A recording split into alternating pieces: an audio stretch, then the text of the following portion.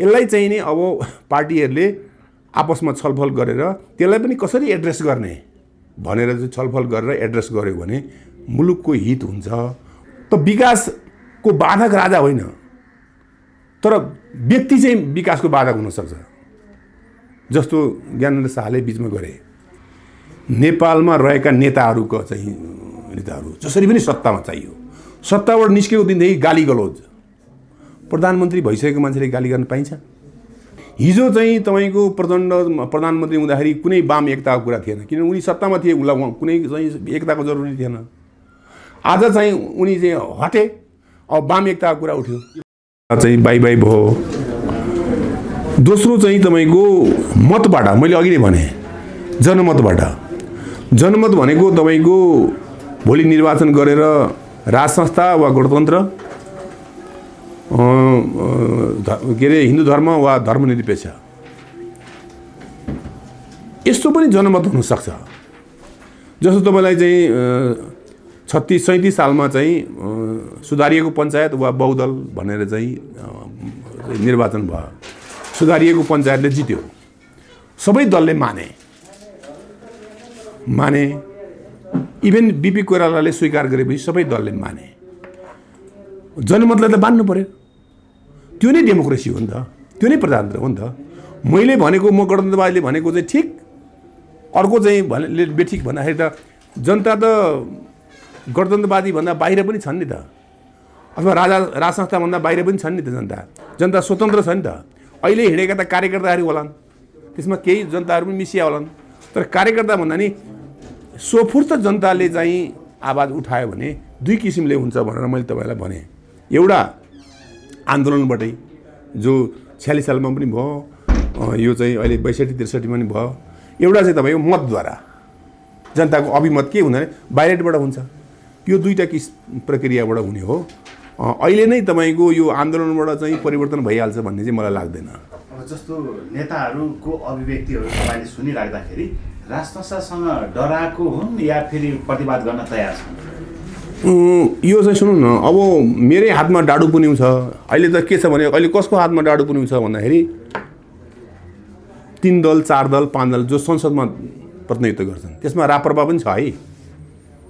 राप्रपा माइनरमा परेको छ, सरकारमा छन्। प्रतिपक्ष पनि एउटा सरकार हो नि, विपक्षी पनि दलको नेता पनि सरकार हो।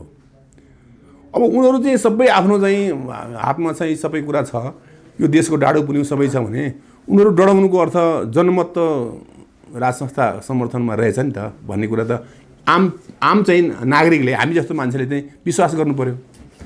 तर त्यसो भन्दै जाँदाखेरि अहिले गणतन्त्रको विकल्प राजतन्त्र भनेर हिजोको 7 गतेको वक्तव्य, त्यसपछि चाहिँ कति गतेको चाहिँ त्यो जुलुसले चाहिँ त्यतिले चाहिँ विकल्प आइसक्यो भनेर भन्न चाहिँ मिल्दैन है। तर के छ भने यो एउटा आवाज हो, यसलाई चाहिँ नि अब पार्टीहरूले आपसमा छलफल गरेर त्यसलाई पनि कसरी एड्रेस गर्ने भनेर चाहिँ छलफल गरेर एड्रेस गर्यो भने मुलुकको हित हुन्छ। मुलुकमा चाहिँ तपाईँको द्वन्द्व हुँदैन, मुलुक चाहिँ सबैको प्रतिनिधित्व भने मुलुक चाहिँ अगाडि बढ्छ भन्ने मलाई लाग्छ।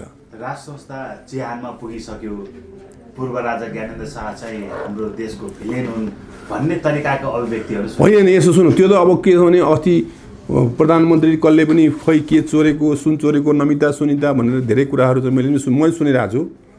तर त्यो प्रधानमन्त्री जस्तो मान्छे, त्यस्तो चाहिँ सम्पूर्ण पावर भइसकेको मान्छेले त्यो कुरा भन्नु हुँदैन थियो जस्तो मलाई लाग्छ।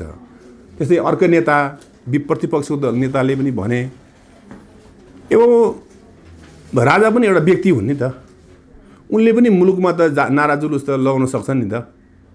मैले सक्छु भने उनले सक्दैनन्।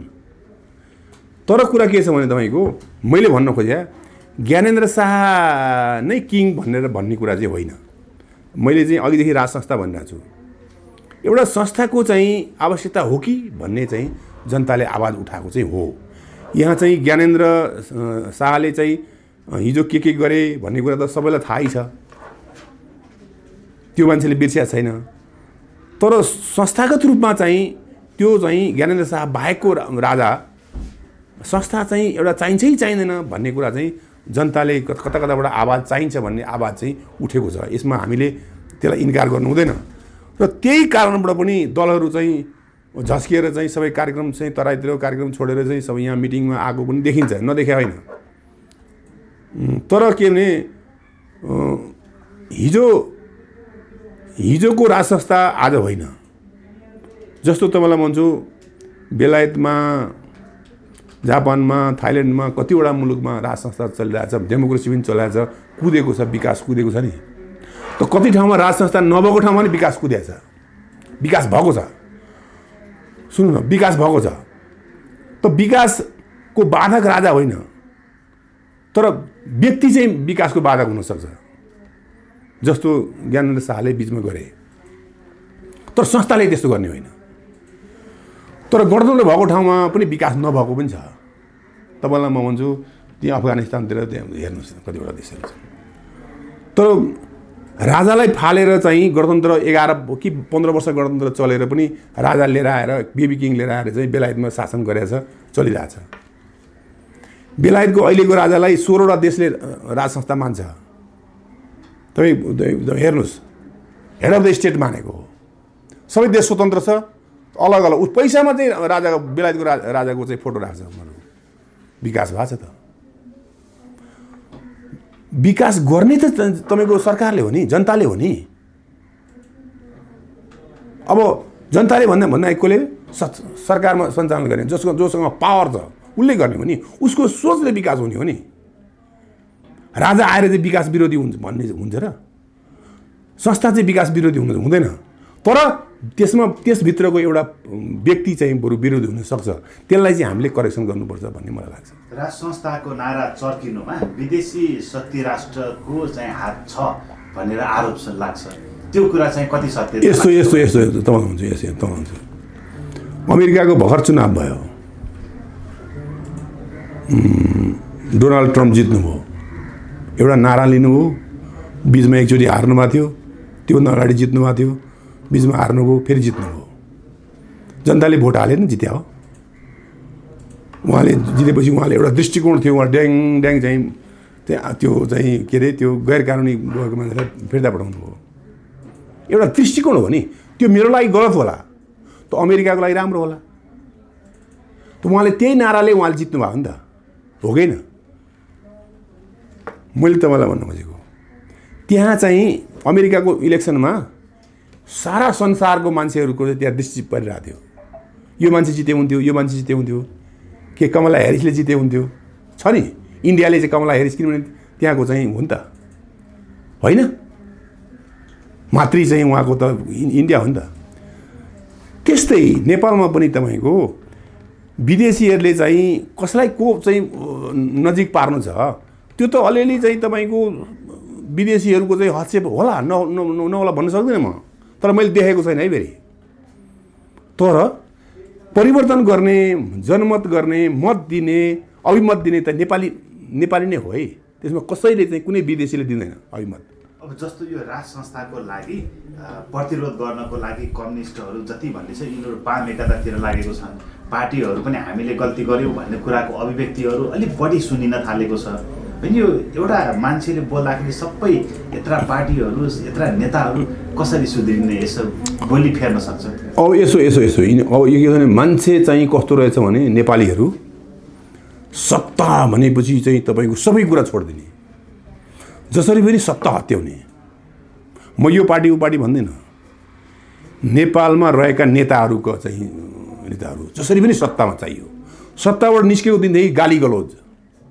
प्रधानमन्त्री भइसकेको मान्छेले गाली गर्न पाइन्छ?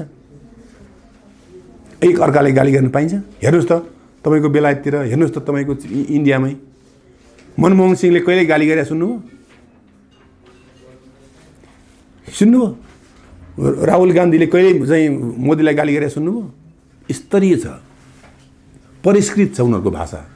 हामी कहाँ के छ भने यस्तो छ, उस्तो छ, यो छ, ऊ छ। तपाईँ आफ्नै हातमा डाडु पुर्याउनु। तपाईँ सुरु गर्नु न विकास। तपाईँ चाहिँ सरकारमा चाहिँ हिजो प्रचण्ड 1.5 वर्ष भए, उनले खोइ सुरु गरेको। आज चाहिँ तपाईँको ओली फेरि तेस्रो कि चौथो पटक चाहिँ 6 महिना 8 महिना भइसक्यो। खोइ काम, खोइ जनताले, खोइ चाहिँ तपाईँको, खोइ सुशासन। एउटा पनि मन्त्रीले चाहिँ सम्पत्तिको विवरण पेश गरेछ? सांसदले गरेछ? आफू केही नगर्ने कानुन त छ नि, त्यो कानुनको पालना कसले गर्ने? अब विरोध गर्यो भने विरोध गर्यो, कुन पार्टीको मान्छेले विरोध गर्यो, ओहो त्यसलाई त कारबाही गर्नुपर्छ।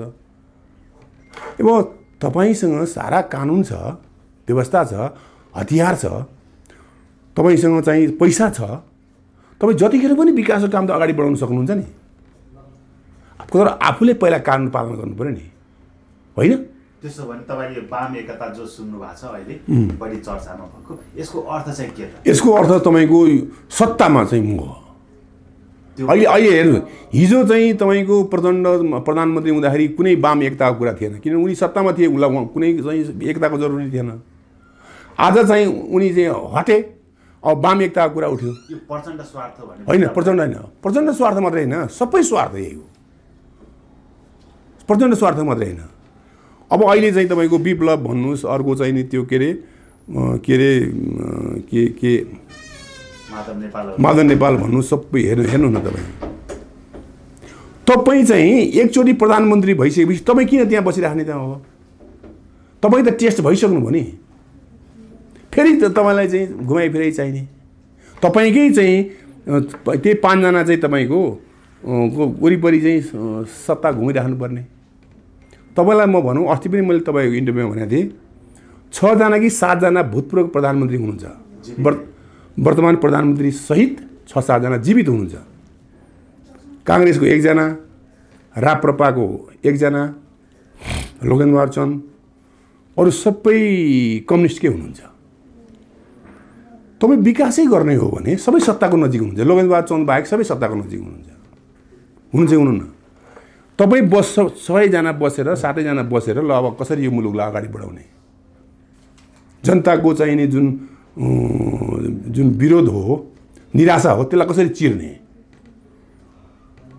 भनेर बसेर चाहिँ एउटा फेमक गरेर हामी कसैको विरोध नगर्ने, अब हामी चाहिँ विकास गर्ने भनेर चाहिँ तय गर्ने हो भने नेपालमा कुन जनताले साथ दिँदैन?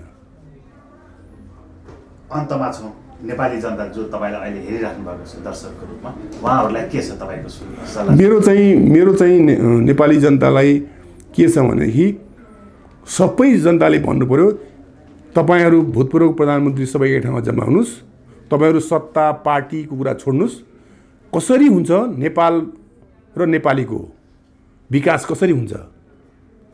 नेपाल र नेपालीको विकास भयो भने त यहाँ अर्को वादीले आँखा उठाउन सक्दैन, आँखा जुदाउन सक्दैन। त्यसमा तपाईँहरू चाहिँ नेताहरू लाग्नुहोस्, होइन भने तपाईँहरू छोडिदिनुहोस्, अर्को युवा पुस्ता आउँछ। तपाईँहरूले छोड्दैमा यो मुलुक भासिनी चाहिँ होइन, अर्को मान्छे आउँछ। तपाईँहरू देशको भत्ता खाने, काम केही नगर्ने, खालि गालीगलोज मात्रै गर्ने। यसमा चाहिँ सबै नेपाली जनताले सचेत भएर यी नेताहरूलाई भन्ने हो भने र नेताहरूको सद्बुद्धि आयो भने चाँडै विकास हुन्थ्यो। र यो चाहिँ के छ भने हरेक 10 वर्षमा विरोध, हरेक 10 वर्षमा संविधान परिवर्तन, हरेक 10 वर्षमा तपाईँको चाहिँ अर्को नयाँ निर्वाचन, कति थेक्ने यो मुलुकले? मलाई त्यही लाग्छ। त्यस कारणले धन्यवाद चाहिँ, समय र सम्वादको लागि सबलाई धेरै थ्याङ्क यू सर।